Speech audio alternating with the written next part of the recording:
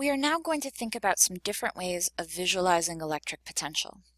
We're going to start here only with visualizing the electric potential from a parallel plate capacitor, which is the simplest to think about. We're going to have 4 different ways of visualizing it, and we're going to return to all 4 when we talk about the electric potential from a single point charge.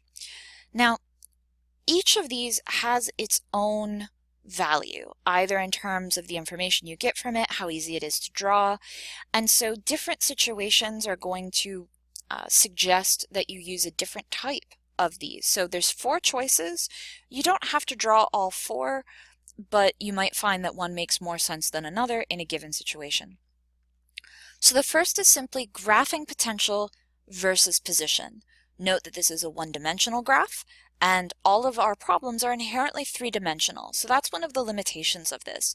You would maybe want to actually draw more than one graph if you want to think about more than one coordinate, but many of our problems have a symmetry such that there really is only one direction you need to think about. So then you would have volts, which were your unit, remember, so your electric potential is on the y-axis. And note that on each of these lines are just showing you that this point here is also shown here, is shown here, and so on. So it's connecting together the same point in space on each representation. The second one that can be really helpful to look at, but is very difficult to draw, is actually an equipotential surface. And in this case, this is inherently 3-dimensional.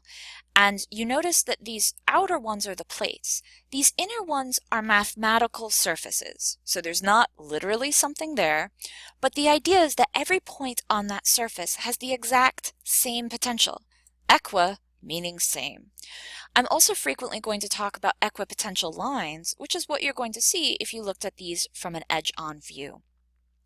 So equipotential surfaces means the potential is the same at every point, but it can be difficult to actually draw since you need to do a 3-dimensional representation.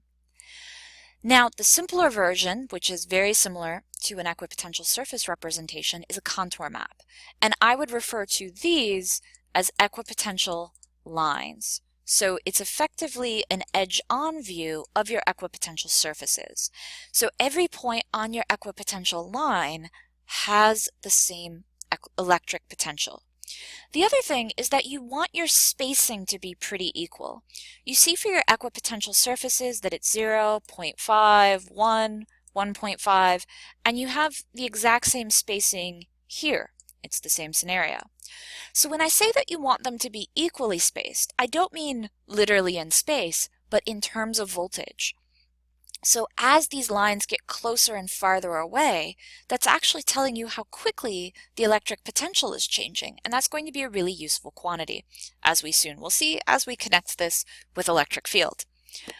So this is normally going to be what you draw. And then the last one is an elevation graph. And so in this case, note that we now have 2 dimensions. So we have the S direction, and then in this case, we have YZ. So that's like here. So our plate is here, and now this is basically a 2-dimensional version of this, right? So this, you can see, is just taking a line and drawing it through on that slope, but maybe you don't have that clean of a symmetry. So this is an easier way of seeing what's going on, basically in a slice through 3-dimensional space. So let's zoom in on each of these a little more. So again, there's a relationship between this and that because you have S and S. And so this is just showing you that as you go along the plane, right, we have a plate here and we have a plate over here, that actually the electric field doesn't change in those directions. So in general, you're not going to draw an elevation graph. Where an elevation graph is helpful is if you actually do have your electric potential changing in 3 dimensions in a more complicated way.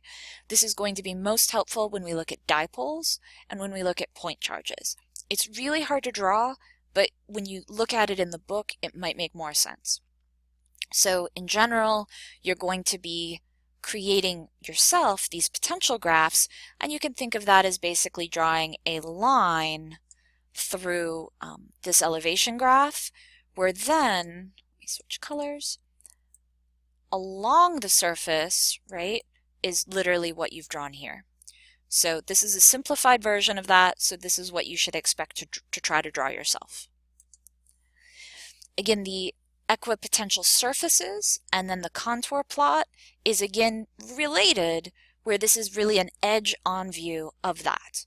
So this can be helpful to look at, but this is going to be more helpful to draw. But keep in mind that you lose a little bit of information about your symmetry. Here, there's a symmetry this way in space. We're also going to look at scenarios where we have a rotational symmetry, but you don't see that here, you just do a cross-section. So this is like, again, taking and drawing a cross-section through in space, and then just pulling that out. And again, remember, the most important thing is that when you're drawing these equipotential lines or equipotential surfaces, that you keep the spacing in a potential, that voltage difference, that here of 0.5 volts, that you use the same spacing in that equipotential.